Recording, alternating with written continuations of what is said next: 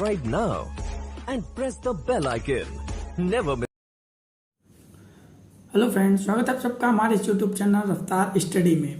तो आज हम पढ़ेंगे इनकम टैक्स का जो टर्म्स है हमारा इनकम, उसका मतलब कि क्या होता है इनकम का मतलब, और उसके कुछ जो इनकम के जो हमारे मोस्ट इंपॉर्टेंट जो प्रिंसिपल हैं उनके बारे में भी हम डिस्कशन करेंगे, समझेंगे कि किसके हम इनकम कहेंगे। तो आइए समझते हैं हम जो इनकम टैक्स के अकॉर्डिंग किसे इनकम एक्चुअली में कहा जाएगा।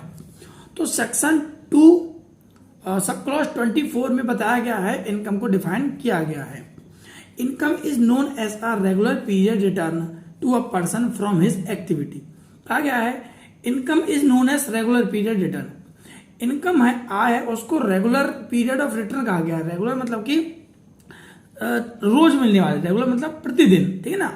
Return to a person from his activity, जो भी व्यक्ति क्रिया कर रहा है, क्रिया एक्टिविटी मतलब कोई भी काम कर रहा है, उसके बदले में उसको रेगुलर पीरियड के बेसिस पर जो इनकम रिसीव हो रहा है उसे इनकम कहा गया है। Income has broader classified in income tax. Income को जो क्लासिफाइड किया गया है ब्रॉडली रूप से, अच्छे तरीके से, वो इनकम टैक्स में बताया गया है, ठीक है। Income tax act even take consideration of income which has not arisen regularly and periodically. यहाँ कहा गया है, जैसा कि मैंने बताया कि कोई भी व्यक्ति है जो कि डेली बेसिस पर अपना जो वर्क कर रहा है, एक्टिविटी कर रहा है, देन उसके रिटर्न में उसको जो मिलता है रेगुलर बेसिस पर वो इनकम है। बट इनकम टैक्स का मानना है कि ऐसा इनकम जो रेगुलर बेसिस पर नहीं भी है, बोलोगे ना विच has not arise regularly period, ऐसा इनकम जो रेगुलर बेसिस पर, पीरियड बेसिस पर जनरेट अराइज नहीं हो रहा है, वो भी इनकम है। एग्जाम्पल लॉटरी, क्रॉसवर्ड पजल, ये सब जो गेम्स हैं जैसे इन पे हम सट्टेबाजी, इनको सट्टेबाजी कह सकते हैं, लॉटरी, क्रॉसवर्ड के पजल। तो ये जो कुछ ऐसे इनकम है जो कि रेगुलर पीरियड बेसिस पर नहीं होते, उनको भी इनकम टैक्स में क्या माना गया है, इनकम माना गया है। तो आपको समझ में आया कि इनकम क्या है। इनकम का कहने का मतलब दो एस्पेक्ट से हम कह सकते हैं, जो कि रेगुलर बेसिस पर हो भी सकता है और नहीं भी हो सकता। ऐसी इनकम जो कि रेगुलर बेसिस पर एक्टिविटीज के करने पर, कोई भी काम करने के बदले में जो मिलता है वो इनकम है, और काम करने के बदले में भी जो इनकम नहीं होता लेकिन बट वो जनरेट हो रहा है, ठीक है, वो भी क्या है, हमारा इनकम कहलाएगा। आइए अब हम समझते हैं इंपॉर्टेंट जो प्रिंसिपल है इनकम के, वो क्या कहते हैं कि किसको हम कहेंगे इनकम और किसको नहीं कहेंगे इनकम। तो पहला आता है लीगल और इलीगल। देखिए दो प्रकार से इनकम जनरेट हो जाती है। एक तो हम अपना काम कर रहे हैं, उसके बदले में पैसा ले रहे हैं, तरीके से लीगल है, और एक वर्क ऐसा भी होता है जो इलीगल तरीके से होता है। तो इन दोनों में से किसे इनकम टैक्स में इनकम माना गया है अच्छे तरीके से, तो normally person think that the illegal income may not be falling under the income tax. Normally person, जो सामान्य तरीके जो व्यक्ति होते हैं, वो सोचते हैं कि इलीगल पर्सन को, इलीगल जो इनकम होती है उसको इनकम टैक्स में कंसीडर नहीं किया जाता। But income tax does not make any distinction between legal और इलीगल इनकम। बताया गया है इनकम टैक्स है वो इन दोनों में भेदभाव नहीं करता, मतलब इन दोनों को अलग नहीं समझता है, लीगल हो चाहे इलीगल हो, इनकम तो इनकम है। बट नॉर्मली पीपल यही समझते हैं कि भाई लीगल इनकम है वो इनकम है, बट इलीगल नहीं है। बट ऐसा कुछ नहीं है। इनकम टैक्स के रिगार्डिंग यदि समझा जाए तो लीगल और इलीगल दोनों ही इनकम ही माने जाते हैं। The supreme court held that loss of business smuggling shall be allowed for deduction under income tax। बोला गया सुप्रीम कोर्ट के द्वारा बताया गया है, held that loss of business smuggling, business यदि स्मगलिंग में यदि लॉस हो रहा है, shall be allowed for deduction under income tax. Income tax के अंडर उनको भी डिडक्शन मिलता है। अब हमको पता है स्मगलिंग क्या है, इलीगल इनकम है, बट वहां पर भी डिडक्शन मिलता है। ऐसा क्यों मिलता है? क्योंकि दोनों को ही इनकम टैक्स में क्या माना गया है, समान माना गया है, कोई भी डिफरेंस नहीं है। नेक्स्ट हमारा जो प्रिंसिपल है वो है टेम्पररी और परमानेंट। तो it not be necessary that income should be permanent. ये भी कोई जरूरी निश्चित नहीं है कि इनकम हमारी परमानेंट ही हो। परमानेंट सोर्स मैं बताऊंगा, इट मे बी टेम्पररी, मे और मे नॉट बी।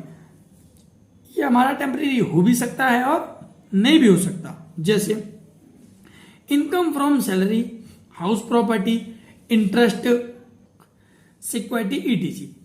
तो ये जो हमारे हैं income from salary, house property, interest, ये हमारे परमानेंट सोर्स है। बोलो कि ना आर परमानेंट नेचर, ये परमानेंट नेचर है। मैं मतलब कहीं पर हम वर्क कर रहे हैं तो सैलरी हमको मिलेगी, हाउस प्रॉपर्टी से रेंट मिलेगा ही मिलेगा, यदि हमने कहीं पे डिपॉजिट किया है बैंक में तो इंटरेस्ट भी मिलेगा। तो ये कैसे सोर्स है? हमारे परमानेंट सोर्स हैं, जहां से पैसा हमको मिलना ही मिलना है। But income from auction, business gain, etc, जैसे ऑक्शन मतलब कि बोली लगाते हैं हम किसी पर, वो बिजनेस गेन जो अचानक से होते हैं, जैसे एबनॉर्मल गेन कह सकते हैं जिनको, जो अचानक से हो जाते हैं, क्योंकि परमानेंट सोर्स नहीं होते, टेम्पररी मतलब कभी कभी होते हैं। तो बोला ईटीसी या टेम्पररी इन नेचर, जो कि टेम्पररी इन नेचर माना गया है, जो कि कभी कभी होता है, रोज रोज बेसिस पर, डेली बेसिस पर नहीं होते हैं। There is no distinction between the temporary और परमानेंट इनकम। यहाँ पर भी वही बात कही है कि यहाँ पर भी कोई डिफरेंस नहीं माना जाता है टेम्पररी और परमानेंट इनकम पर, मतलब कि दोनों को ही सेम ट्रीट किया गया है, दोनों पर ही इनकम टैक्स चार्ज लगेगा, दोनों को ही टैक्स माना गया है, चाहे वो टेम्पररी बेसिस पर हो चाहे परमानेंट बेसिस पर भी हो।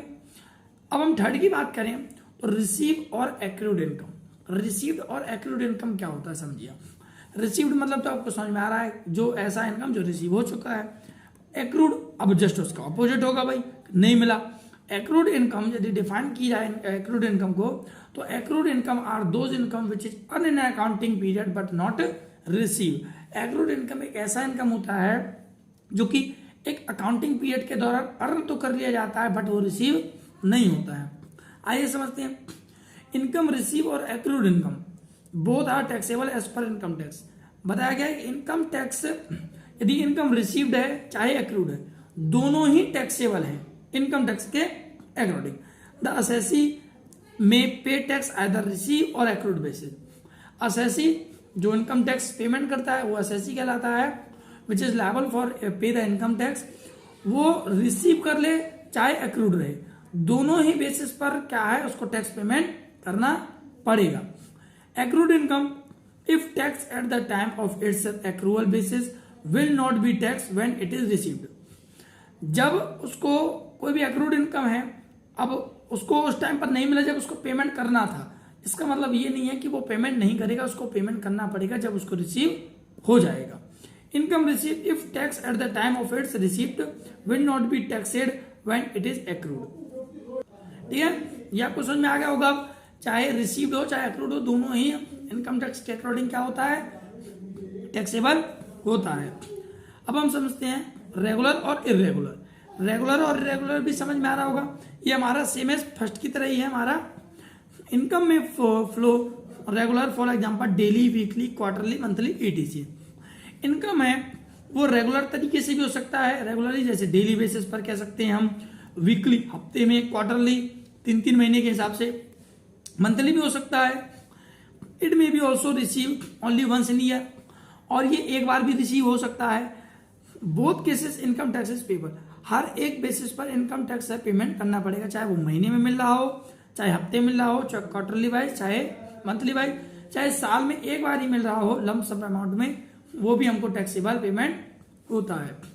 फिफ्थ आता है हमारा इनकम में भी कैश और काइंड। इनकम में भी कैश और काइंड का कहने का मतलब है इनकम है वो हमारा कैश में भी हो सकता है और इन काइंड में भी हो सकता है। इन काइंड का कहने का मतलब है किसी भी टाइप में हो सकता है। किसी भी टाइप का कहने का मतलब है कि किसी ने किसी को गिफ्ट दिया, ठीक है।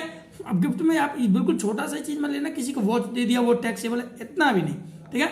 ऐसा माना जाता है कि 50,000 से जो ऊपर की कोई भी गिफ्ट होती है वो टैक्सेबल होता है। तो income is not necessary in cash. बताया गया इनकम जरूरी नहीं है कि कैश से ही हो, मे बी और काइंड, वो काइंड में भी हो सकता है। In both cases income tax is payable. दोनों ही केसेस में इनकम टैक्स का पेमेंट करना पड़ता है, चाहे वो कैश में हो चाहे और इन काइंड में हो।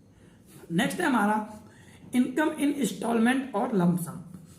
इनकम इन इंस्टॉलमेंट और लमसम का क्या कहने का मतलब है समझिए। इंस्टॉलमेंट को आप समझ सकते हैं किस्त से। आप कोई भी चीज परचेज करते हैं तो कहते हैं इंस्टॉलमेंट में मैं पेमेंट करूंगा, मतलब किस्त में। किस्त मतलब छोटे टुकड़ों में अमाउंटों को, जो भी होल अमाउंट है उसको टुकड़ों में पेमेंट करना इंस्टॉलमेंट कहलाता है। और लमसम कहलाता है हमारा एक साथ ही पेमेंट कर देना, ठीक है। जैसे कोई भी हमने चीज परचेज किया, 10,000 का था तो 10,000 हमने इनिशियली पेमेंट कर दिया, उसको बोलते हैं हम लंप सम अमाउंट, एक साथ ही कर देना। इंस्टॉलमेंट में आपको समझ में आ रहा होगा, किस्त में हम टुकड़े में पेमेंट करते हैं। तो it is not necessary that income should be flow slowly और ग्रेजुअली।